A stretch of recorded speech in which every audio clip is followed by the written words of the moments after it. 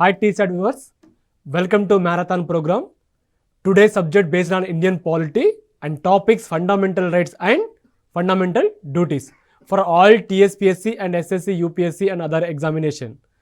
So మనం ప్రీవియస్గా ఏంటంటే మేకింగ్ ఆఫ్ కాన్స్టిట్యూషన్తో పాటు బేసిక్ సోర్సెస్ ఆఫ్ కాన్స్టిట్యూషన్ కూడా and preamble and union and it's territories and fundamental rights కూడా ప్రీవియస్ క్లాస్లో మనం కొంతవరకు నేర్చుకోవడం జరిగింది అండ్ సిటిజన్షిప్ కూడా. సో మనం ప్రతి టాపిక్ పైన క్వశ్చన్ రూపంలో సాల్వ్ చేస్తున్నాం కాబట్టి ఏదైతే ఈ మ్యారథాన్ ప్రోగ్రామ్ ఉందో మీకు ఇది చాలా వరకు హెల్ప్ఫుల్ అవుతుంది upcoming competitive examination. So today first question. So మనం ఈరోజు క్లాస్లో ఫండమెంటల్ రైట్స్ మరియు ఫండమెంటల్ డ్యూటీస్ సంబంధించిన క్వశ్చన్ అనేది మనం సాల్వ్ చేయబోతున్నాం. సో ప్రీవియస్గా మనం ఒక 245 క్వశ్చన్ అనేది సాల్వ్ చేశాము. So and chapter based making of కాన్స్టిట్యూషన్తో పాటు preamble, union and territory and citizenship and basic sources of constitution. So and దాంతోపాటు ఫండమెంటల్ రైట్స్. సో ఈ క్లాస్ ఏంటంటే ఫండమెంటల్ రైట్స్తో పాటు fundamental duties. So first question, which of the following statement with regard to preventive detention in India correct?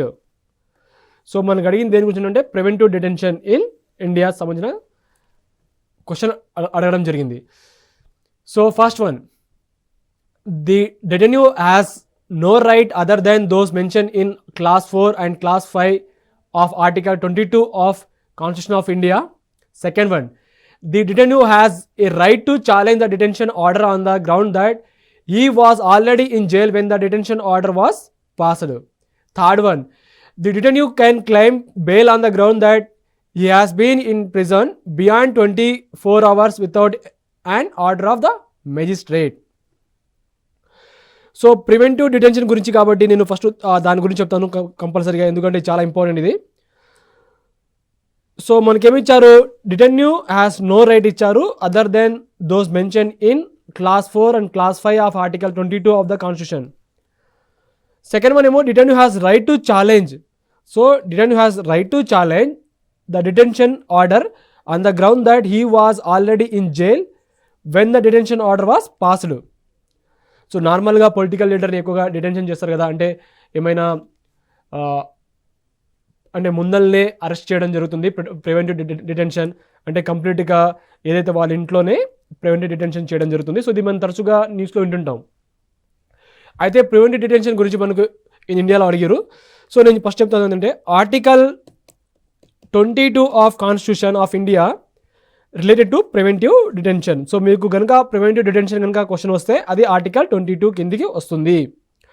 అయితే ఇది important point చెప్తాను, గుర్తుపెట్టుకోండి. No law will authorize the detention of person for a period of more than 3 months. So no law will authorize the detention of a person for a period more 3 months until an advisory board suggests. So ఇది మీకు గుర్తుండాలి. So when a person is detained under order of a court, so ఒక పర్సన్ని detain చేయాలంటే అది కూడా order of court. So option 1 అనేది wrong, option 3 అనేది కూడా రాంగ్ అని మీకు గుర్తుండాలి. So detenu can claim on the ground that he has been prison beyond 24 hours without an order of magistrate. But ఇక్కడ ఇందాక ఏం చెప్పాను నేను, a person is detained under order of a court. So మనం 3 కనుక లేకపోతే ఏ అండ్ బి ఉన్నది. So 1 ఎలాగో చెప్పాను మీకు. So detenu has right to other than those mention in clause 4 and class 5 of article 22 of constitution. So option B is the right answer of this question. So preventive detention అని డైరెక్ట్గా bit వస్తుంది related to article 22 అని గుర్తుపెట్టుకోండి. Next question, as per the constitution of India the writ of prohibition relate to an order. As per constitution of India writ of prohibition. So ఏదైతే writలో habeas corpus, mandamus, certiorari and prohibition and quo warranto ఏదైతే ఉన్నాయో అందులో మనకు అడిగింది దేని గురించి, prohibition. So first ఏమి ఇచ్చారు ప్రొహిబిషన్ గురించి, issued against judicial and quasi-judicial authority. Second one, to prohibit an inferior court from proceeding in a particular case where it has no jurisdiction to try. Third one, to restrain a person from holding a public office to when he is not entitled. So ఫస్ట్ నేను మీకు writ of prohibition గురించి చెప్తాను. Prohibition. So writలో ఉన్న ప్రతిదీ మీరు గుర్తుపెట్టుకోవాలి, ఇది ఇంపార్టెంట్ కూడా. అయితే a writ of prohibition is issued mainly to prevent an inferior court. Prevent an inferior court. Inferior court from exceeding its jurisdiction or acting contrary to the rules of natural justice. So మనకు ఇక్కడ ఏమి ఇచ్చారు, issued against judicial మరియు quasi judicial authority. So 1 అనేది right అంటే statement అనేది correct. Second one, to prohibit and inferior court from proceeding in a particular case where it has no jurisdiction to try. So ఏదైతే ఈ prohibition ఉందో writ అనేది ఒక inferior court నుంచి proceeding నుంచి ప్రొహిబిట్ చేయడం జరుగుతుంది పర్టికులర్ కేసు సంబంధించింది. అది కూడా ఏంటంటే ఆ కోర్ట్ సంబంధించిన దానికి ఏంటంటే జ్యూరిడిక్షన్ అనేది లేకపోతే. సో ఇది కూడా correct. To restrain a person from holding a public office to when he is not entitle అనేది రాంగ్ అండి. మీకు నాట్ అని చెప్పినప్పుడు చాలా వరకు రాంగ్ ఇచ్చే అవకాశం ఉందని చెప్పాను కాబట్టి 3ని ఎలిమినేషన్ చేస్తే ఆప్షన్ ఏ అనేది right answer of this question. So the writ lies only against a body exercising public function of a judicial or quasi judicial character. So 1, 2 correct. Option ఏ అనేది right answer of this question. So related to prohibition సంబంధించింది writ of prohibition. Next question, the constitution of India guarantees freedom of thought and expression to all its citizen subject to 1 implementation of directive principles, second one fundamental duties, third one right to equality. The constitution of India guarantees ఏంటంటే freedom of thought and expression to all citizens. So implementation of directive principle, fundamental duties, right to equality. So part 4 of the constitution of India ఏంటంటే provide directive principle of state policy DPSP.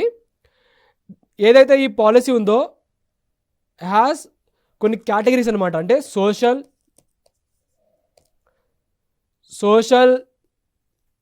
Justice, economic welfare and foreign policy and legal and administrative matters. So ఇది DPSP సంబంధించింది. అంటే so ఇక్కడ ఏమిచ్చారు మనకు,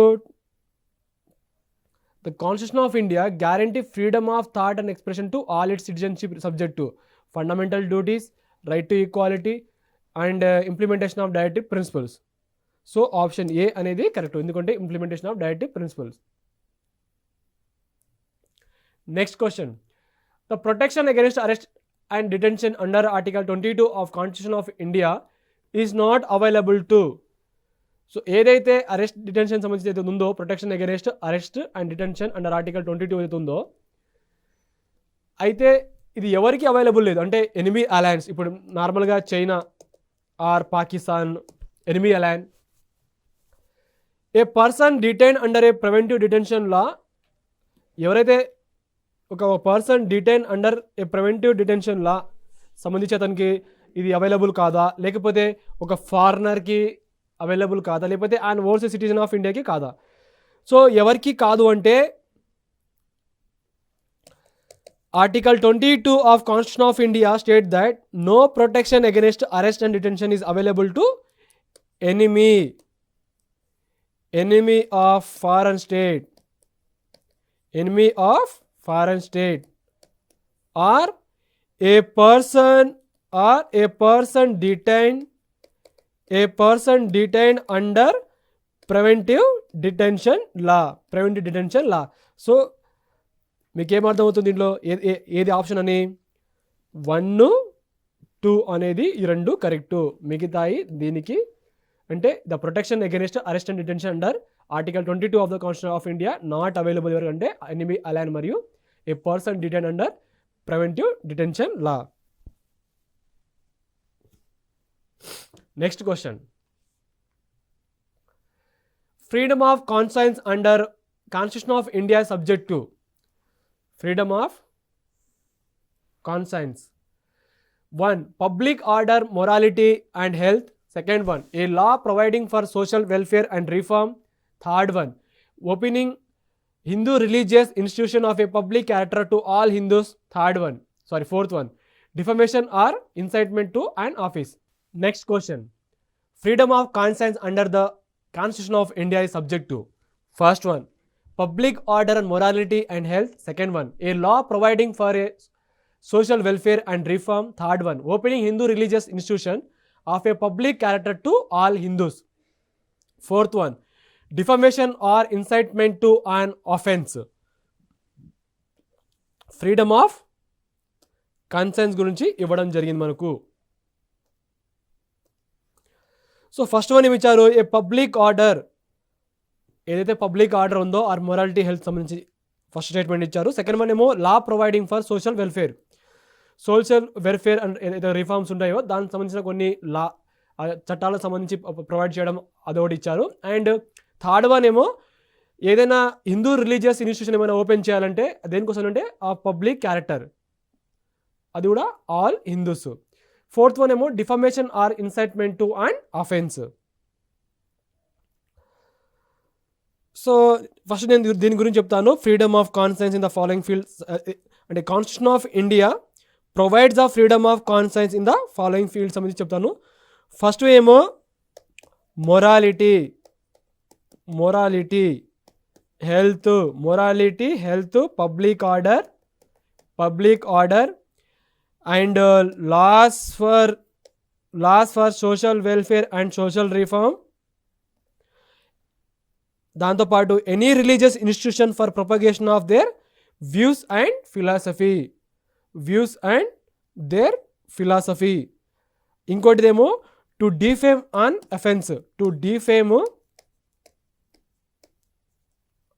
offence, so option 1 and option 2 అనేది correct. ఎందుకంటే public order, morality, health, a law providing for social welfare and reform. ఇక్కడేమి ఇచ్చారు, opening Hindu religious institution of a public character to all Hindus. So ఇది కాదు, ఎందుకంటే any religious institution for propagation of their views and philosophy. So 3 అనేది wrong అయితే ఈజీగా మీరు option D అనేది చెప్పుకోవచ్చు, అంటే ఈజీగా ఎలిమినేషన్ చేయవచ్చు. Next question, which of the following fundamental rights is are available to non citizens? అంటే ఫారినర్ వాళ్ళు కూడా, ఎవరైతే ఇండియన్ సిటిజన్ కాకుండా వేరే సిటిజన్ వాళ్ళు కూడా. So fundamental right is available. So equality before law, right against discrimination, equality of opportunity, for protection of life and personal liberty. అంటే మన ఏదైతే ప్రాథమిక హక్కు ఉందో ఫండమెంటల్ రైట్ అనేది నాన్ సిటిజన్స్ కూడా ఏది వర్తిస్తుందని ఇచ్చారు మనకు. సో అందులో గుర్తుపెట్టుకోండి, equality before law and protection of life and personal liberty ఇదొకటి are available to non citizen by fundamental rights of Indian constitution. ఇది చాలా వరకు మస్తు సార్లు అడిగారు ఎగ్జామినేషన్, ఎందుకంటే సిటిజన్కి నాన్ సిటిజన్ అప్పుడు చాలా వరకు ప్రాథమిక హక్కు సంబంధించి అడుగుతుంటారు. సో ఆప్షన్ 1 and 4 ఇది ఉంది, ఆప్షన్ బి అనేది కరెక్టు. ఎందుకంటే ఈక్వాలిటీ ఆపర్చునిటీ అంటే ఎంప్లాయ్మెంట్ ఉంది. సో ఎంప్లాయ్మెంట్ అంటే ఇప్పుడు నాన్ సిటిజన్ వాళ్ళకి రాదు కదా. సో మనం 3 కనుక ఎలిమినేషన్ చేస్తే మిగతా మనకు ఏసీబి ఉంది. ఇంకోటి చెప్పాను మీకు, right against discrimination on the grounds of caste, race, religion సంబంధించి. సో ఇది కూడా ఈ 2 అనేది నాన్ సిటిజన్ వాళ్ళకు రాదు. సో ఆప్షన్ బి అనేది right answer of this question. Next question, a writ of habeas corpus for the release of a person can be issued. A writ of habeas corpus for the release of a person can be issued. So 1, where the arrest or detention has taken place in a contravention of the procedure established by law. Second one, to secure the release of a person imprisoned on a criminal charge. Third one, where the arrest has taken place for contempt of court are parliament. So habeas corpus గురించి first మీకు చెప్తాను. So దాని తర్వాత మీరు ఇది important కూడా, ఎందుకంటే habeas corpus అనేది ఇదొక లీగల్ రెమెడీ అనమాట to provide relief to detainees from unlawful imprisonment. అంటే ఏదైనా ఒక పర్సన్, ఏ అనే పర్సన్ని అన్లాఫుల్గా అంటే చట్టానికి అంటే అనుకూలంగా కాకుండా అంటే అన్లాఫుల్గా అతన్ని కనుక అరెస్ట్ చేస్తే, అంటే డిటైన్ చేస్తే, సో అప్పుడు ఏంటంటే అతనికి రిలీఫ్ చేయడానికి, సో హేబియస్ కార్పస్ ఏదైతే ఉందో, ఇప్పుడు నార్మల్గా ఏంటంటే సూర్య మూవీ ఒకటి ఉందిగా, జై భీమ్ మూవీ. సో ఇక్కడ ఏంటంటే అన్లాఫుల్గా పర్సన్ని డిటైన్ చేస్తారనమాట, అంటే అరెస్ట్ చేస్తారు. సో అప్పుడు ఏంటంటే ఈ మూవీ కంప్లీట్గా హేబియస్ కార్పస్ పైన ఉంటుంది. సో ఎవరైతే మీరు ఆ మూవీ చూస్తుంటే మీకు హేబియస్ కార్పస్ అనేది ఎగ్జాక్ట్లీగా మీకు గుర్తుంటుంది. అంటే దీని యొక్క కంప్లీట్గా హేబియస్ కార్పస్ అనేది, రిట్ ఆఫ్ హేబియస్ కార్పస్ అనేది మీకు కంప్లీట్గా డీటెయిల్గా అర్థమవుతుంటుంది. సో ఒక పర్సన్ని అన్లాఫుల్ కనుక అతను చేస్తే, అంటే అరెస్ట్ చేస్తే, ఒక లీగల్ రెమెడీ అనేది హేబియస్ కార్పస్. సో అది కూడా ఏంటంటే ఒక పర్సన్ని కనుక అరెస్ట్ చేస్తే ఆ పర్సన్ని వితిన్ 24 అవర్స్లో కోర్ట్ మెజిస్ట్రేట్లో అతన్ని సబ్మిట్ చేయాలన్నమాట. అది కూడా ట్రాన్స్పోర్ట్ ఏదైతే డిస్టెన్స్ అనేది కౌంటింగ్ కాకుండా. అంటే ఇప్పుడు హైదరాబాద్ నుంచి నల్లగొండ అనుకోండి,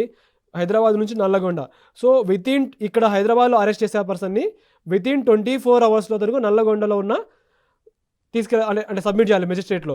అది కూడా ఏంటంటే ఆ టైం ఏదైతే ఈ ట్రావెల్ టైం ఉందో, ఈ ట్రావెల్ టైం కాకుండా. సో హేబియస్ కార్పస్ అది కూడా ఏంటంటే అన్లాఫుల్ కనుక డీటెయిల్గా చేస్తే అప్పుడు హేబియస్ కార్పస్ అతన్ని లీగల్ రెమెడీగా రిలీఫ్ చేయవచ్చు అతన్ని. సో మనకేమి ఇచ్చారు, wear the arrest or detention has taken place, అంటే ఎక్కడైతే అరెస్ట్ అవడం జరుగుతుందో ఇన్ కాంట్రవేషన్ ఆఫ్ ద ప్రొసీజర్ అనేది ఎస్టాబ్లిష్డ్ బై లా అని ఇచ్చారు మనకు. Second one, to secure the release of A person imprison on a criminal charge. So ఏదైతే habeas corpus ఉందో, ఒక క్రిమినల్ ఛార్జ్ పైన ఒక పర్సన్, ఎవరైతే ఒక పర్సన్ కనుక అతని జైలు శిక్ష పడుతుందో అతన్ని రిలీజ్ చేయడానికి ఈ హేబియస్ కార్పస్ సెక్యూర్గాని మనకి ఇచ్చారు. Third one, where the arrest has taken place for a contempt of court or the parliament. ఎక్కడైతే అరెస్ట్ అవ్వడం జరుగుతుందో for contempt of court, so or the parliament. సో మీరు ఎవరైనా వకీల్ సాబ్ మూవీ చూస్తుంటే కంటెంప్ట్ ఆఫ్ కోర్ట్ అనేది మీకు తెలుసుంటుంది. సో ఈ రెండు ఎందుకు మూవీ అంటుంటే ఎవరైనా చూసిన వాళ్ళకి ఏంటంటే కొంచెం డీటెయిల్గా ఇంకా మీకు అంటే తెలుసుండొచ్చు. సో మీరు ఈజీగా ఆన్సర్ చేస్తారని చెప్తున్నాను మామూలుగా. సో రిలేటెడ్ టు అని. సో 1 అనేది కరెక్ట్, ఎందుకంటే where the arrest or detention has taken place in contravention the procedure establish by law. Due process law కాదు, procedure establish by law. So 1 అనేది కరెక్టు. సో ఎవరైతే ఒక person imprison on a criminal charge ఉంటారో so వాళ్ళకి secure అనేది కాదు. So 2 అనేది wrong. 2 కనుక ఎలిమినేషన్ చేస్తే మనకు ఆప్షన్ సి అనేది right answer of this question. So habeas corpus అనేది చాలా ఇంపార్టెంట్ అండి. సో మనకు ఎక్కువగా దీనిపైన తరచుగా ఎగ్జామినేషన్ అడుగుతుంటారు. అండ్ ఇవి న్యూస్ పేపర్లో కూడా హేబియస్ కార్పస్ ఆర్ ఎక్కువగా దీనిపైన చాలా వరకు న్యూస్ ఉంటుంది. ఎందుకంటే ఇప్పుడు ఎక్కడ చూసినా మనకు న్యూస్ పేపర్లో ఏంటంటే కస్టడీ ఆ డిటెన్షన్, అరెస్ట్, డిటెన్షన్ అని చూస్తుంటాం. సో అందులో మీరు హేబియస్ కార్పస్ అనేది one of the important topic ఇది. So next question, which of the following statement are correct? Article 26 of the Constitution of India state that subject to public order, morality and health, every religious denomination or any section thereof shall have the right. So Article 26 ఏం చెప్తుందంటే subject to public order మరియు morality, health and every religious denomination or any section there shall be have the right అని. అయితే ఏదైతే ఈ 26 article ఉందో మీకు already చెప్పాను, ఫ్రీడమ్ ఆఫ్ కన్సైన్ అండ్ దానికి సంబంధించిందని. అయితే మనకి ఏమి ఇచ్చారు first statement, to establish and maintain institution for religious and charitable purpose. అయితే ఏదైనా ఒక ఇన్స్టిట్యూషను అంటే మతాల సంబంధించిందంటే ఒక రిలీజియస్ పర్పస్ అయినా లేకపోతే ఒక చారిటీ పర్పస్ అయినా ఒక ఇన్స్టిట్యూషన్ని స్థాపించవచ్చు అండ్ దాన్ని నడిపించవచ్చు అనమాట. అది ఫస్ట్ స్టేట్మెంట్ ఇచ్చారు. Second one, to manage its own affairs in matter of religion. So own matter of religion. Third one, to own and acquire movable and immovable property. So movable property and immovable property అంటే land సంబంధించింది, ఇంకోటి ఏంటంటే immovable property సంబంధించి కూడా. So ఇది చూస్తే మనకు so ఏదైతే మనకు ఆర్టికల్ 26 ఇచ్చారో, ఆర్టికల్ 26 ఇచ్చారో, ఆఫ్ ఇండియన్ కాన్స్టిట్యూషన్ ఇది ఏం చెప్తుందంటే freedom to manage religious affairs. ఇది దేని గురించి అంటే freedom to manage religious affairs subject to public order, morality, health, దాంతోపాటు every religious denomination or any section అది కూడా thereof shall have the right. అందులో ఏమిటంటే ఏదైతే freedom to manage religious affairs ఉందో అంటే ఒక పర్సన్ అతను ఫ్రీడమ్గా అతను ఒక రిలీజియస్ అఫైర్ దాన్ని మేనేజ్ చేయవచ్చు. అందులో కొన్ని రైట్స్ ఉన్నాయండి. ఒకటేమో to establish and maintain institution for religious and charitable purpose.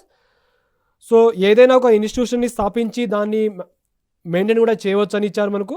అదే అంటే ఈ ఫండమెంటల్ రైట్ ఏదైతే ఉందో article 26 to related to freedom of manage and religious affairs సంబంధించింది. బి ఏమో సెకండ్ వన్ ఏమో to manage its own affair in matter of religion. So ఈ రెండు కరెక్ట్ అండి.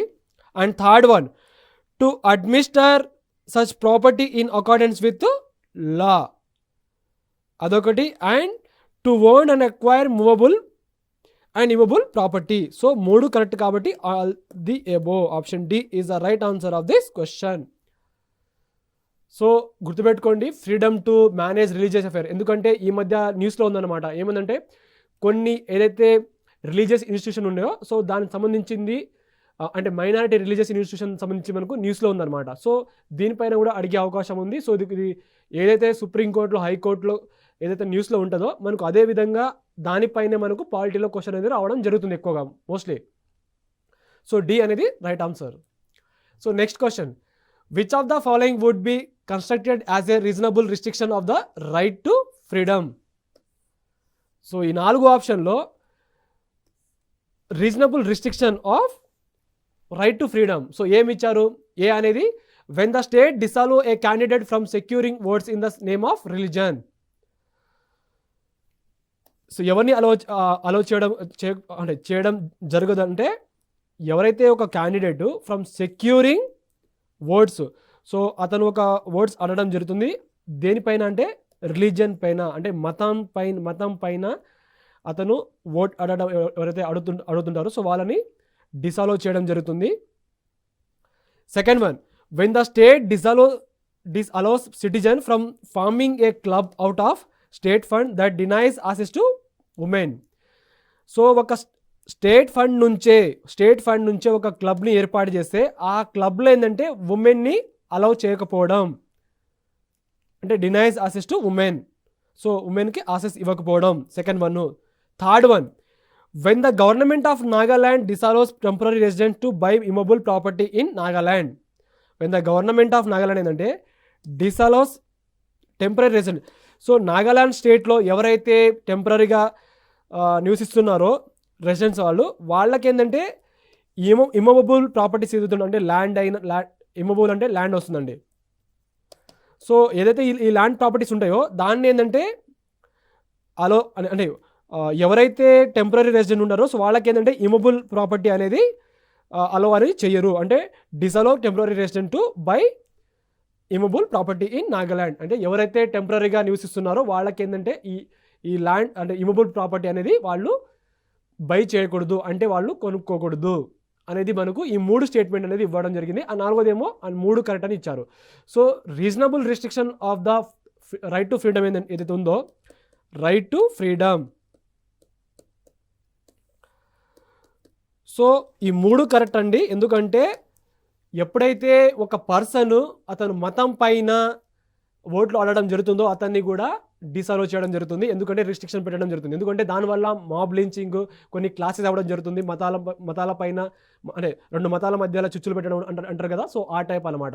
So reasonable restriction of the right to freedom సంబంధించిన ఇదొక restriction. ఇంకోటి ఏమిటంటే ఎవరైతే స్టేట్ ఫండ్ నుంచి కనుక ఒక క్లబ్ని ఏర్పాటు చేసి అందులో కనుక యాక్సెస్ డినై చేస్తారో ఉమెన్స్కి అది కూడా డిసాల్వ్ చేయడం జరుగుతుంది related to right to freedom సంబంధించింది. అండ్ ఇంకోటి ఏంటంటే నాగాలాండ్ స్టేట్లో ఎవరైతే టెంపరీ రెసిడెంట్గా నివసిస్తున్నారో వాళ్ళకి ఏంటంటే వాళ్ళు ఇమూవబుల్ ప్రాపర్టీ అనేది కొనుక్కోకూడదు. సో ఈ మూడు related to reasonable restriction of right to freedom. So option D అనేది correct. Next question, which one of the following rights conferred by the Constitution of India is also available to non-citizen? So rights conferred by the Constitution of India also available ఎవరికంటే non citizens. So అంటే foreigner వాళ్ళు కూడా. అందులో మనకి ఇచ్చారు freedom of speech, assembly and form association. BMO freedom to move, reside and settle any part of the territory of India. C freedom to acquire property or to carry on any occupation, trade or business. D right to constitutional remedies. So available to non citizen అడిగారు మనకు ఇక్కడ. So non citizen. So freedom to acquire property or to carry on any occupation, trade or business is also available to non citizen. So option C అనేది correct. Next question, which one of the following is a human right as well as a fundamental right under the constitution of India? So human రైట్తో పాటు fundamental right కూడా అది దేని కింద? భారత రాజ్యాంగం కింద అని ఇచ్చారు మనకు, అంటే under constitution of India. So right to information, right to education, right to work, right to housing. So ఫస్ట్ నేను చెప్తాను, ఇది ఇంపార్టెంట్, ఇది చాలా ఇది ఎక్కువగా ఆడుతుంటారు. సో 86th అమెండ్మెంట్ యాక్ట్ ఏదైతే ఉందో, రైట్ టు ఎడ్యుకేషన్ ఉంది, ఇక్కడ ఆర్టీఏ ఉంది, ఇక్కడ ఏమో రైట్ టు వర్క్ ఉంది, రైట్ టు హౌసింగ్ ఉంది. So 86th constitutional amendment act అని 2002లో దీన్ని అమెండ్ చేయడం జరిగింది related to article 21A. So ఇదేం ప్రొవైడ్ చేస్తుంది? Free and compulsory education of all children in the age of 6 to 14 years. So ఇదొక ఫండమెంటల్ రైట్. ఓకే, సో ఇదొక fundamental right. So this is recognise in the international covenant on economic and social and cultural rights as a human right that includes right to free and compulsory primary education for all. So మీకేం గుర్తుండాలి? Option B కూడా correct. So ఇదొక important bit, UPSC examination రావడం జరిగింది ఇది. So which one of the following human రైట్తో పాటు as well as fundamental right అంటే right to education. Right to education అనేది 86th కాన్స్టిట్యూషనల్ అమెండ్మెంట్ యాక్ట్లో ఏంటంటే 2002లో అమెండ్మెంట్ చేయడం జరిగింది. అందులో ఏ ఆర్టికల్ అంటే ఆర్టికల్ 21A క్లాస్ ఏ 21A. ఇదొక ఫండమెంటల్ రైట్. ఎందుకంటే ఎవ్రీ అంటే ఏదైతే ఏజీ 6 to 14 years ఉంటారో వాళ్ళకి కంపల్సరీ ఎడ్యుకేషన్ అనమాట. సో ఇది మీకు గుర్తుండాలి. సో ఇదొక fundamental right, right to education అనేది. అదేవిధంగా హ్యూమన్ రైట్స్ కూడా ఎందుకంటే international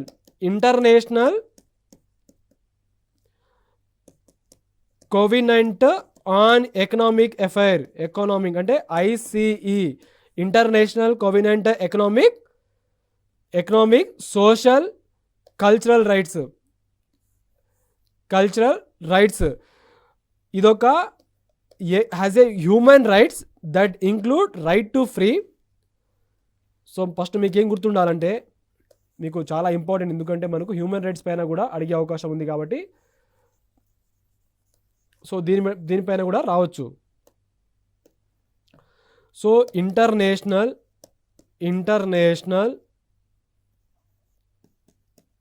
covenant on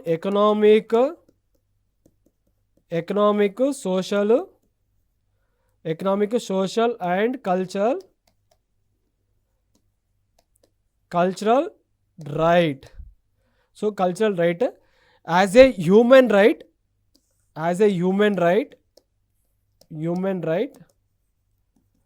that include. So human right include first ఏమి ఇది చాలా ఇంపార్టెంట్ గుర్తుపెట్టుకోండి, right to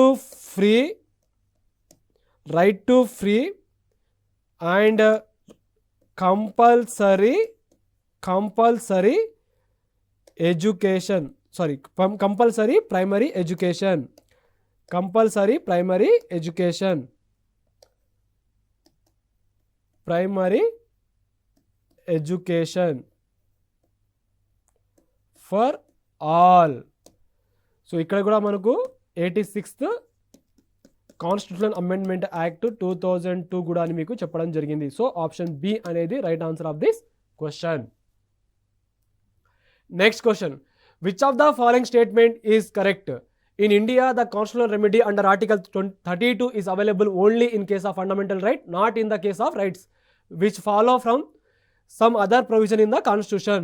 Second one, both the Supreme Court and High Court can issue the writs of habeas corpus, mandamus, prohibition, certiorari and quo warranto only for the purpose of enforcement of fundamental right. So మనం అడిగింది ఏమిటి? Statement correct. So మీకు already చెప్పాను article 32 అనేది supreme court సంబంధించింది. So first ఏమి ఇచ్చారంటే in India constitutional remedy under article 32 ఏంటంటే available only in case of fundamental right, not in the case of rights which follow from the sum other provision in the constitution. So ఇది మీకు ఇవ్వడం జరిగింది. So ఇది కూడా correct అండి. ఎందుకంటే article 32 అనేది ఏదైతే ఉందో కాన్స్టిట్యూషనల్ రెమెడీస్ అనేది ఓన్లీ ఫర్ ఫండమెంటల్ రైట్ అండి అవైలబుల్ అనేది. సో 1 అనేది correct. Second one, both supreme court and high court can issue the writs of habeas corpus, mandamus, prohibition, certiorari and quo warrant only for the purpose of enforcement of fundamental right. So article 32 మరియు 226 ఏంటంటే ఇదేమో high court, 32 ఏమో supreme court. So only ఈ రెండు ఏదైతే supreme court మరియు high court ఒకటే, ఈ రెండే ఏదైతే రిట్స్ ఉన్నాయో ఇక్కడ habeas corpus, mandamus, prohibition, certiorari and quo warranto దీనికే ఇష్యూ చేయడం జరుగుతుంది రిట్స్ అనేది. అది కూడా దేని పర్పస్ అంటే enforcement of fundamental rights only. So option C అనేది right answer of this question. So ఎందుకంటే చాలా వరకు ఏంటంటే దీనిపైన ఎక్కువ అడుగుతుంటారు, సో గుర్తుపెట్టుకోండి. And one of the important, so according to 32 article ఏంటంటే ఇండివిజువల్ ఏంటంటే feels that he has been unduly deprived. So individual అంటే unduly deprived of his fundamental right. So he can move the supreme court, అతను డైరెక్ట్గా supreme court వెళ్ళొచ్చు and supreme court దగ్గర అతను justice అనేది అడగవచ్చు అనమాట. ఎందుకంటే అతనికి ఉన్న రైట్స్ అనేది డిప్రైవ్ అయితే. Apart from the supreme court, high court also have the power to protect fundamental rights. So apex court ఏదైతే ఉన్నాయో they also can issue writs for the enforcement of fundamental rights of citizen. And దాంతోపాటు ఏంటంటే both courts can issue the 5 different writs. అదొది ఆ 5 different ఏంటంటే certiorari, habeas corpus, mandamus, prohibition and quo warranto. So option C అనేది right answer of this question. Next question, in India right to freedom of speech and expression is restricted on the grounds of. భారతదేశంలో freedom of speech మరియు ఎక్స్ప్రెషన్కి restriction ఏ ground కింద చేయడం జరుగుతుంది అంటే దేని base పైన? The sovereignty and integrity of ఇండియానా, లేకపోతే కంటెంప్ట్ ఆఫ్ కోర్టా, లేకపోతే third one friendly relations with foreign స్టేటా, లేకపోతే ప్రొటెక్టెడ్ మైనారిటీసా? సో దేని కింద ఈ freedom of speech and expression is restricted on the grounds of అంటే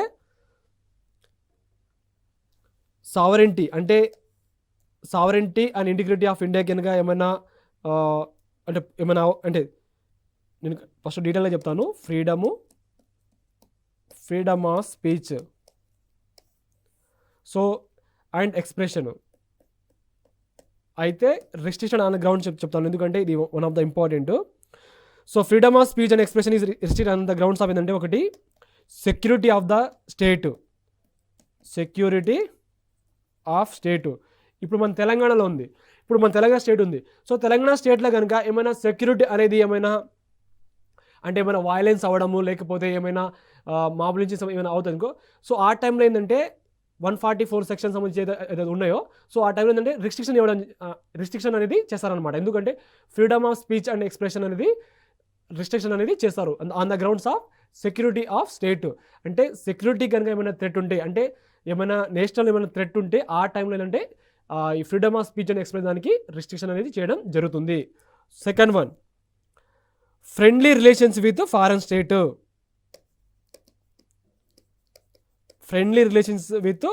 అంటే వేరే కంట్రీ తోటి friendly relations with foreign state. Third one ఏమో public order. So restriction on the grounds of public order. ఇంకోటేమో డీసెన్సీ మరియు మోరాలిటీ. ఇంకోటేమో contempt of court. ఇంకోటేమో defamation. ఇంకోటేమో incitement to and incitement to an offense. And eighth one ఏమో sovereignty and integrity of India, అంటే option ఏ అనేది correct. Protection of minority అనేది కాదు. So option A is the right answer of this question. Next question, with regards to writ of certiorari is correct. మనకు అడిగింది ఏంటంటే writ ఏదైతే ఉందో certiorari. First one, there should be court, tribunal or an officer having legal authority to determine the question of deciding fundamental rights with a duty to act judicially. Second one, writ of certiorari is available during the tendency of proceeding before a subordinate court. So ఫస్ట్ నేను దీని గురించి చెప్తాను, ఈ certiorari గురించి. ఎందుకంటే ఇది writ అనేది చాలా ఇంపార్టెంట్ కాబట్టి చెప్తున్నా మళ్ళీ, ఎందుకంటే ఎక్కువగా వీళ్ళపైన ఎక్కువగా అడుగుతుంటారు. సో ఏదైతే if a lower court or tribunal gives its decision but based on wrong jurisdiction, the affected party can move this writ to a higher court like Supreme Court or High Court. అంటే ఏదైతే lower court, ఇప్పుడు subordinate court ఉన్నాయి, ఇప్పుడు district court ఉందండి, district కోర్టులో are ఏదైనా tribunal ఉందనుకోండి, ఏదైతే డిసిజన్ ఏదైతే ఇస్తుందో ఈ డిస్ట్రిక్ట్ కోర్టులో, అంటే ఆ డిసిజన్ అనేది రాంగ్ జ్యూరిడిక్షన్ అది ఎఫెక్ట్ అవుతుంది. సింపుల్ చెప్తాను, గుర్తుపెట్టుకోండి. ఇప్పుడు మన నల్లగొండ ఉంది. సో నల్లగొండ డిస్ట్రిక్ట్ కోర్ట్ ఏదైనా రాంగ్గా ఏమైనా కనుక డిసిజన్ ఇస్తే, అంటే ఏమైనా జడ్జిమెంట్ ఏమైనా ఇస్తే, సో ఏదైతే నల్లగొండ డిస్ట్రిక్ట్ కోర్ట్ సంబంధించింది జ్యూరిడిక్షన్లో డిసిజన్ అనేది రాంగ్గా ఇస్తే, ఎవరైతే ఆ పార్టీ ఉంటారో ఆ పార్టీ సంబంధించిన, అంటే డిసిజన్ తీసుకున్న కేసు ఉంటుందో ఆ కేసు సంబంధించిన పర్సన్ ఉంటారో అతను హైకోర్టుకి అయినా ఆర్ సుప్రీం కోర్టుకి అతను అప్రోచ్ అవ్వవచ్చు. సో ఇది అనేది certiorari. And the writ of certiorari issued to subordinate to judicial or quasi judicial body. So subordinate or judicial అంటే quasi judicial body. సో అది కూడా when they act without or in excess of jurisdiction ఒకటి. Second one ఏమో in violation of the prescribed procedure ఒకటి. And third one in contravention of principle of natural justice. And fourth one resulting in an error of law appeared on the face of record. So ఇది ఈ 4 అనేది related to writ of certiorari issued to subordinate judicial or quasi judicial body when they act. So option B అనేది correct. ఎందుకంటే ఇక్కడ మీకు ఇచ్చారు court tribunal of officer having legal authority to determine question of deciding fundamental right with a duty to act judicially అనేది wrong. So option B అనేది right answer of this question. Next question, which one among the following statement regarding the constitutionally guaranteed right to education in India is correct? Right to education అది కూడా guaranteed. So constitutionally guarantee right to education in India correct అడిగింది మనకు. First one ఏమి ఇచ్చారు, this right cover both child and adult illiteracy and therefore universally guarantees education to all citizens of India. Second one, this is a right is a child right covering the age group of 6 to 14 years and become operational from the year 2015. C, this right has been taken from the British Constitution, which was the first welfare state in the world. D, this right has been given to all Indian children between ages of 6 to 14 years under the 86th Constitutional Amendment Act. So మనం అడిగింది ఏమిటి, correct. అది కూడా constitutionally guarantee right to education. So మీకు already previous క్లాస్లో నేను చెప్పాను, దాంతోపాటు ఈ క్లాస్లో చెప్పడం జరిగింది. ఏదైతే ఆర్టికల్ 21A ఏదైతే ఉందో, ఆర్టికల్ 21A అనేది ఇన్సర్టెంట్ చేయడం జరిగింది ఫండమెంటల్ రైట్లో through 86th constitutional amendment act. So first 86th ఏదైతే అమెండ్మెంట్ యాక్ట్ ఉందో ఇది దేనికోసం ఏంటంటే, ఇది all Indian children between ages of all children ages between age 6 to 14 years has been notified. అది కూడా ఫ్రీ మరియు కంపల్సరీ ఎడ్యుకేషన్ అని. సో ఎవరైతే చిల్డ్రన్స్ ఉంటారో అంటే ఏజెస్ గ్రూప్ 6 to 14 years ఉంటారో వాళ్ళకు కంపల్సరీ ఫ్రీ మరియు కంపల్సరీ ఎడ్యుకేషన్ అనేది ప్రొవైడ్ చేయడానికి ఆర్టికల్ 21A అనేది ఇన్సర్ట్ చేయడం జరిగింది. ఇది ఒక ప్రాథమిక హక్కుగా. ఏ యాక్ట్ అంటే 86th కాన్స్టిట్యూషనల్ అమెండ్మెంట్ యాక్ట్ 2002. ఇక్కడ ఏమి ఇచ్చారు, right is a child covering age group of 6 to 14 years operational from ఎప్పుడు 2015 అంటే దీన్ని ఎలిమినేషన్ చేయవచ్చు, ఇది కాదు. సో నెక్స్ట్ ఏముంది మన దగ్గర, అప్పుడు right cover both child adult illiteracy. ఎవరైతే అడల్ట్ అంటే ఇలిటరసీ ఉంటారో వాళ్ళకు కూడా కవర్ చేయడం జరుగుతుందని మనకి ఇచ్చారు. సో ఇది కూడా రాంగ్. ఎందుకంటే only children between age group of ఏంటంటే 6 to 14 years. సో ఇది కూడా రాంగ్ స్టేట్మెంట్ ఏ అనేది, ఆప్షన్ ఏ అనేది. సో ఆప్షన్ సి కూడా బ్రిటిష్ కాన్స్టిట్యూషన్ నుంచి కూడా తీసుకోవడం అనేది కాదు. So option D is the right answer of this question. So constitutionally guaranteed right to education in India అనేది all Indian children between age group ఏంటంటే 6 to 14 years free and compulsory education. So ఏ act ప్రకారం అంటే 86th constitutional amendment act 2002. So article ఏంటంటే article 21A. ఇది ఒక fundamental right. Next question, which of the following are envisaged as being part of right against exploitation in the constitution of India? Right against exploitation first ఏమి ఇచ్చారు, prohibition of traffic in human being and force labour. Second one, abolition of untouchability. Third one, protection of the interest of the minorities. Fourth one, prohibition of employment of children in factories and mines. So article 23 and 24 of Constitution of Indian Constitution safeguard women and children and other against exploitation of various form. ఇది article 23 and 24. అయితే article 23 ఏం declare చేస్తుందంటే slave trade, prostitution and human trafficking a punishable offence. ఇది article 23. Article 24 ఏంటంటే of Indian constitution prohibits employment of children below age group of 14 years in dangerous job like factories and mines. So మీకు అర్థమై ఉండాలి, option 2 అనేది abolition of untouchability అనేది కాదు, ఇది article 17 అండి. సో ఇది కాదు. Protection of interest of minority కూడా ఇది కూడా కాదు. సో 2, 3 ఎలిమినేషన్ చేస్తే ఆప్షన్ సి అనేది right answer of this question. Next question, which one among the following is not guaranteed by the Constitution of India? So constitution of India guaranteed కానిది మనకు 4 ఇచ్చారు, అందులో ఒకటి ఇచ్చారనమాట. Freedom to move freely throughout the country. B, freedom to assemble peacefully without arms. C, freedom to own, acquire and dispose property anywhere in the country. D, freedom to practise any trade or profession. First ఏమి ఇచ్చారంటే throughout కంట్రీలో ఫ్రీగా వెళ్ళొచ్చు. అంటే ఇప్పుడు ఏదైనా ఒక ప్రదేశంలో వెళ్ళాలనుకుంటే భారతదేశం మొత్తం త్రూఅవుట్ కంట్రీ భారతదేశం మొత్తం ఫ్రీగా వెళ్ళొచ్చు. అంటే ఫ్రీగా ఇన్ ద సెన్స్ ఏదైనా ప్రాంతంలో విజిట్ చేయవచ్చు అని ఇచ్చారు ఫస్ట్గా.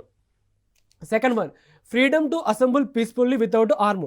అంటే ఏమైనా గన్స్ లేకపోతే ఏమైనా కొన్ని ఆయుధాలు లేకుండా అసెంబుల్ అవ్వచ్చు పీస్ఫుల్గా అని ఇచ్చారు సెకండ్ వన్.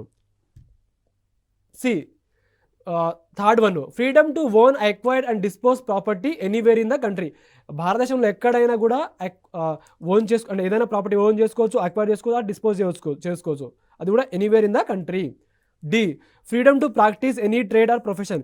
ఏదైనా ప్రొఫెషన్ని ప్రాక్టీస్ చేయవచ్చు అని ఎనీ ట్రేడ్ని ప్రాక్టీస్ చేయవచ్చు. అంటే ప్రొఫెషన్ అంటే డాక్టర్స్ అయినా, ఇంజనీర్స్ అయినా, లేకపోతే ఏదైనా ప్రొఫెషన్ అనేది ప్రాక్టీస్ చేయవచ్చు అని ఇచ్చారు మనకు. సో మనకి ఇక్కడ ఏమి ఇచ్చారు, not guaranteed by the constitution of India. So ఇది one of the important. So Indian constitution does not recognise property right అనేది లేదనమాట. ఎందుకంటే ప్రాపర్టీ రైట్ అనేది ఒకప్పుడు ఏంటంటే ఫండమెంటల్ రైట్ ఉండేది, దాని తర్వాత దీన్ని రిమూవ్ చేయడం అనేది జరిగింది. So the Indian constitution does not recognise property right as a fundamental right. In the year 1978 44th amendment అనేది eliminated the right to acquire, hold and dispose of property as a fundamental right. So C అనేది not guaranteed by the constitution of India. So right to property అనేది fundamental right కాదు, ఇదొక ఇదొక legal right. So గుర్తుపెట్టుకోండి, ఎప్పుడంటే 1978 అప్పుడు 44th amendment act అప్పుడు అనేది దీన్ని ఫండమెంటల్ రైట్ నుంచి ఎలిమినేషన్ చేయడం జరిగింది. సో ఆప్షన్ సి అనేది right answer of this question. Next question, the right to information means and include. So RTI దాని యొక్క మీనింగ్ ఏమిటి అండ్ అందులో ఇంక్లూడ్స్ ఏం ఉందని ఇచ్చారు మనకు. ఫస్ట్ ఏమో inspection of document, second one taking out files from office to any place desired by the applicant, third one taking photograph of files, fourth one obtaining information in tapes.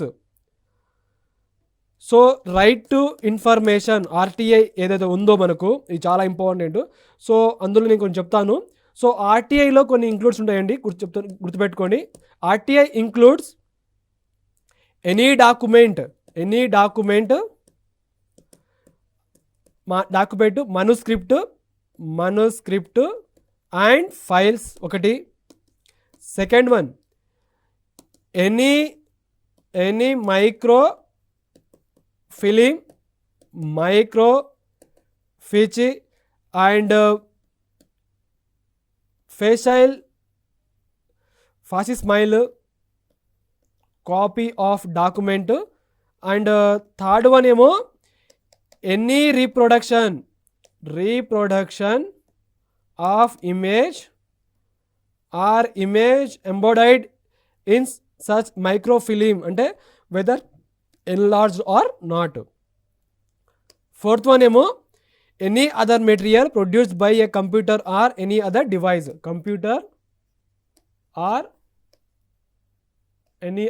Device, so option C అనేది మీకు అర్థమై ఉండాలి. ఎందుకంటే obtaining information in tapes అంటే computer, ఇంకోటి చెప్పాను మీకు. ఇంకోటి ఏమో చెప్పాను, taking out files from the office to any place desired by applicant. So taking photograph file అనేది కాదు అండ్ ఇన్స్పెక్షన్ ఆఫ్ డాక్యుమెంట్ అనేది కాదు. సో ఆప్షన్ సి అనేది right answer of this question. Next question, which one among the following writs literally means you may have the body. ఏదైతే writ ఉందో అంటే 5 writsలో ఏ writ యొక్క meaning ఏదైతే ఉందో లిటరల్లీ మీన్స్ అనేది you may have the body. So certiorari, habeas corpus, mandamus, quo warranto. So అదేంటంటే B habeas corpus. Habeas corpus writs literally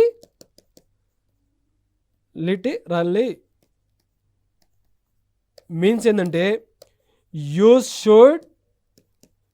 should have the body. చెప్పాను కదా, వితిన్ 24 అవర్స్లో మెజిస్ట్రేట్లో అతన్ని సబ్మిట్ చేయాలి ఏదైనా పర్సన్ అరెస్ట్ చేస్తే. సో ఇది మీకు గుర్తుండాలి. అండ్ దాంతోపాటు ఏంటంటే ఇంకోటి ఏమిటంటే it is writ that a person may seek from a court to obtain immediate release from an unlawful confinement.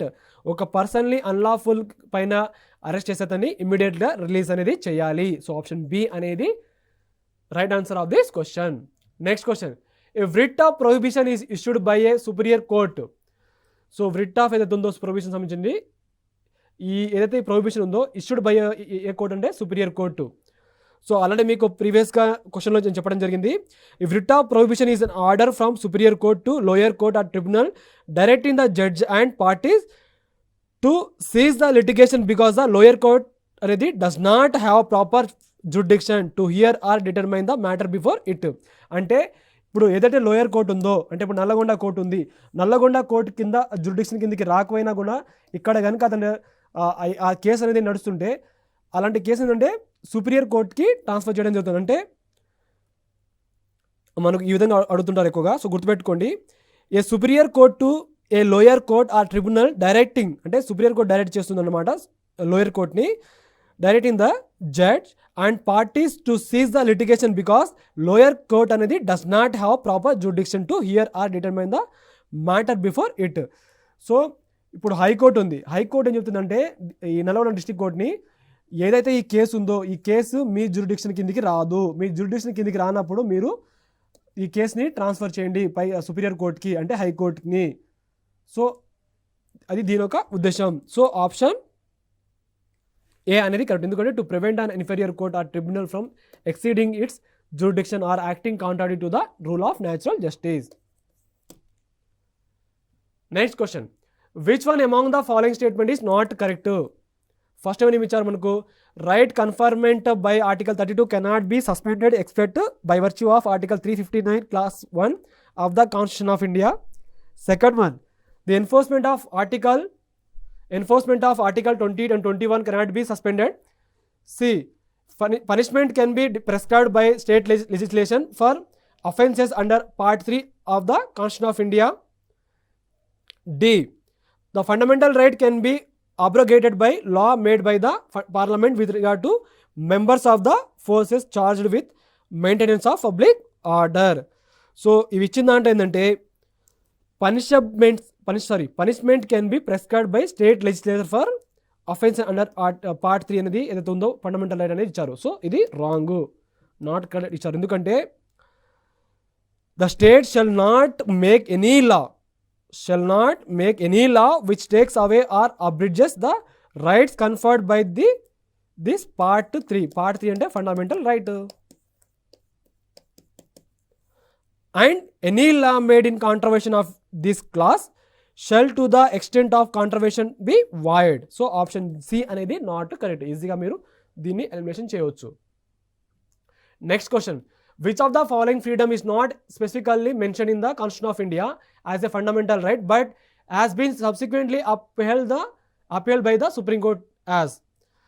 So స్పెసిఫికల్గా దీన్ని మెన్షన్ చేయలేదు దేంట్లోనే కాన్స్టిట్యూషన్ ఆఫ్ ఇండియా ఇదొక ఫండమెంటల్ రైట్గా, బట్ సబ్సిక్వెంట్లీ ఏంటంటే అప్హెల్డ్ బై సుప్రీం కోర్టు అనేది చేయడం జరిగింది. So freedom of trade, occupation, బిజినెసా, లేకపోతే freedom to reside settle any part of the కంట్రీనా, లేకపోతే ఫ్రీడమ్ ఆఫ్ అసోసియేషన్ అండ్ యూనియనా, లేకపోతే freedom of the ప్రెస్సా.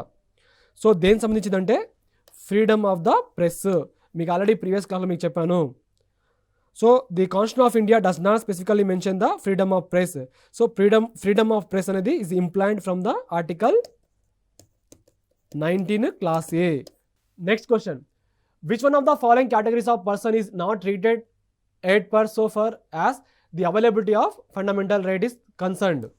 So not treated as the availability of fundamental right is concerned. So member of the armed forces, member of the forces charged with the responsibility of maintenance of public order, member of the forces employed in connection with communication system set up in the country, and D, member of the forces employed in connection with the communication system set up for maintenance of public order. So దేనికి సంబంధించిందంటే a member of armed forces are not treated at per so far as the availability of fundamental right is concerned. So option A అనేది correct. Next question. The citizen of India do not have which one of the following fundamental right? So మీకు already చెప్పాను right property సంబంధించినది. So option B అనేది correct. So right to property అనేది fundamental right కాదు.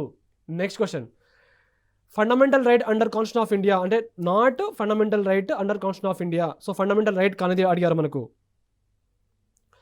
So 7 fundamental rights అండి. అందులో ఒకటి right to equality, right to freedom, right against exploitation, right freedom of religion, దాంతోపాటు కల్చరల్ మరియు educational rights and right to constitutional remedies.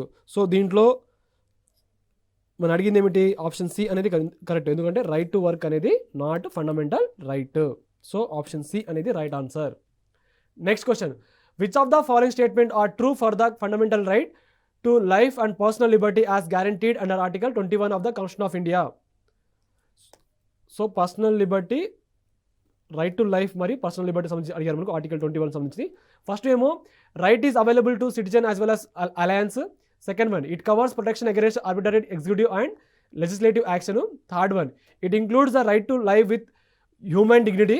Fourth one, it can be taken away according to the procedure established by law. So ఈ 4 correct అండి. Option C is the right answer related to ఇది ఏదైతే rights ఉన్నాయో right to life మరియు personal liberty అనేది citizens మరియు as well as aliens కూడా. And ఇది కవర్స్ అగెనెస్ట్ ఆర్బిటరీ ఎగ్జిక్యూటివ్ మరియు legislative action. And it includes right to life with human dignity and దాంతోపాటు ప్రొసీజర్ ఎస్టాబ్లిష్ బై లా కూడా. So option C అనేది correct. Next question, the constitution of India guarantees the fundamental right to freedom of religion to all its citizen. Which among the following is not true for this right? So fundamental right to freedom of religion సంబంధించింది, అది కూడా to all its citizen. So ఇదేంటంటే the state can make law which abrogate the right in case there is a threat to public order and morality and health. So option C అనేది మీరు అర్థం చేసుకోవచ్చు, not true for the right సంబంధించింది. So option C అనేది not correct. So next question, while deciding any question relating the disqualification of a member of parliament the president shall obtain the opinion of. While deciding any question relating to disqualification of a member of parliament, ఒక member ఆ MP సంబంధించిన ఏదైతే ఉందో disqualification సంబంధించి ఏదైతే ఉందో so the president shall obtain the opinion. So ఎవరి opinion తీసుకుంటారని ఇచ్చారు మనకు. సో యాక్చువల్లీ ఇది ఫండమెంటల్ రైట్ టాపిక్ కాదు, ఇది పార్లమెంట్ సంబంధించింది అండ్ దాంతోపాటు ఎలక్షన్ కమిషన్ ఆఫ్ ఇండియా సంబంధించింది. సో ఎవరి ఒపీనియన్ తీసుకుంటారంటే election commission of India opinion తీసుకోవడం జరుగుతుంది. President shall obtain the opinion of election commission of India. So option B అనేది correct. Next question, which of the following fundamental right are granted only to citizen of India and select the correct answer. So only ఏదైతే fundamental right ఉందో to citizens of India only ఇచ్చారు మనకు. So only సిటిజన్స్కి అయితే cultural education right ఉంటుంది and protection from discrimination on grounds of only of religion, race, caste, sex or place of birth, equality before law and right against exploitation అనేది అంటే సిటిజన్స్తో పాటు aliens వాళ్ళ కూడా ఉందన్నమాట. సో ఆప్షన్ డి అనేది right answer of this question.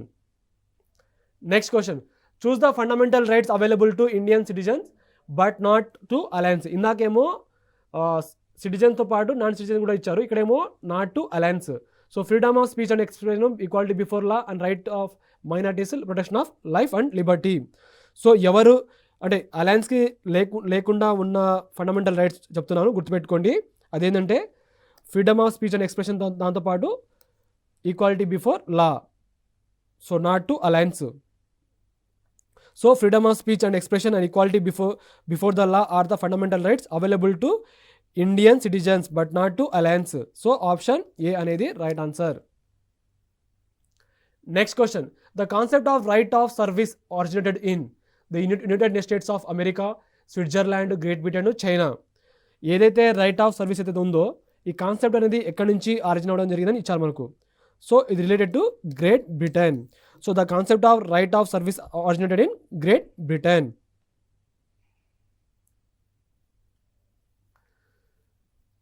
So next question, which of the following are envisaged by the right against exploitation in the Constitution of India? Right against exploitation in the Constitution of India. 1. Prohibition of traffic in human being and forced labor. Second one, abolition of untouchability. Third one, protection of the interest of minorities. Fourth one, prohibition of employment of children in factories and mines. So ఇది కూడా చాలా important. So right to equality ఏంటంటే abolition of untouchability. So right against exploitation అని అడిగింది.